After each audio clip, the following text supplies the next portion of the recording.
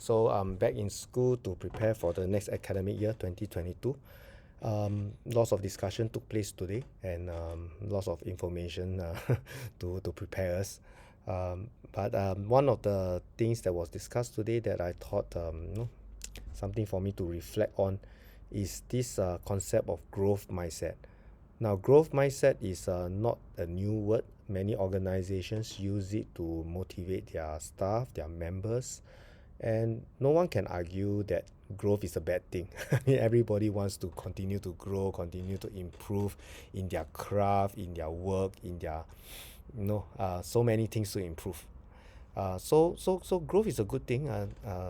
We all need to be constantly growing to actually even feel alive. But what exactly entails when we talk about a growth mindset? Because just growing enough sometimes is insufficient. For example, I teach mathematics, and in mathematics, we can't deny the fact that a lot of people actually fear mathematics. Some of them, from a very young age, decided that no, mathematics is not for them, and and and, and when they didn't do well at primary school or elementary school, if you are from certain part of the world, you decided that you're not going to pursue it anymore, and you set a cap and a limit on your own potential right there and then. Some people feels that mathematics is something that either you can or you cannot, which is quite sad because to me mathematics is simply a set of skills that everybody can pick up if we know how to go about doing it. So we have maths teacher who are trying very hard to facilitate the acquirement of these skills, and the media is not helping. I mean, we know if you look at whether we read comic strips, books, even television movies, when there's a story, there's a drama being portrayed, and there's a character that that's somewhat nerdy, socially awkward, but highly intelligent, and what's in common? They are good in math. And then you have the rugged type people who are outdoorish, and do a lot of other stuff that is not really book smart, and they they, they they tend to be depicted as not being very good in math. And especially in comic strip, it seems that in comic strips, when they try to make fun of people having difficulty in schools, most of the time, the majority of time, they say these people having trouble in mathematics. So it gives the impression to many people that mathematics is something either you have or you don't have, and when you're not successful in mathematics, you decided, that's my limit. And that is quite sad because by capping your potential, then even when you say that I have growth mindset, then we say growth mindset, is it striving to reach your potential? Because growing means trying to reach your potential. It makes a lot of sense to think about it in this way. But if you limit your potential in the first place, despite how much you want to grow, there's a you can't you will be handicapped in that manner.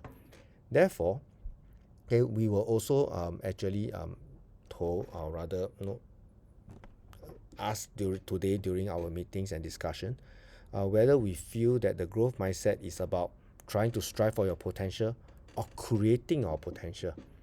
So with this background understanding of my personal understanding of what growth really means for me and the idea of potential, I chose the latter. And it makes a lot more sense because, first of all, as educators, we need to actually start thinking that, we always start thinking that we always begin when we try to evaluate a student and say that there is no limit to their potential. We have that has to be our starting point, because there's no limit to how much this student can grow and develop. Then we can have some kind of expectations for them. We try to facilitate their learning, their thinking, and then send them on their way and see how far they can develop. If we set a limit to their potential straight away, then it also limit our ability to facilitate the learning. So it's about creating that kind of potential. To create potential really means to make the decision then and there that there's actually no cap to this potential. There is no deadlock. We can always grow. And because we can always grow, then there is always something that we can do. some action that we can take, that we need to seek, because sometimes we really don't know what to do. Sometimes we reach a deadlock, we are stuck, we have no idea how to progress, whether in our life, in our work, or in our studies. We need some kind of stimulus to trigger, some kind of trigger.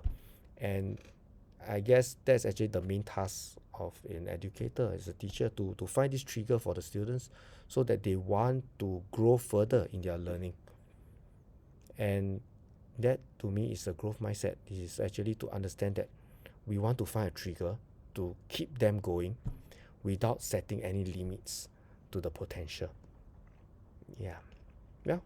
Think more about growth mindset.